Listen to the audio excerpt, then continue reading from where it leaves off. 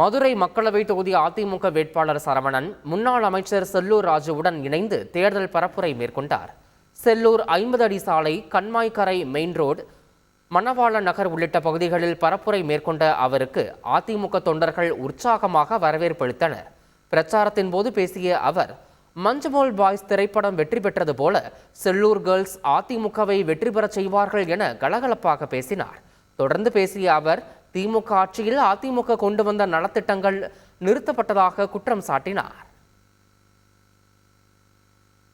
இறையருள் ஆட்சி பெற்ற வேட்பாளர் டாக்டர் சரவணன் அவர்கள் வருகிறார். உங்களை எல்லாம் சந்தித்து இரட்டைகளை சின்னத்தில் வாக்குகளை கேட்டு வருகிறார்.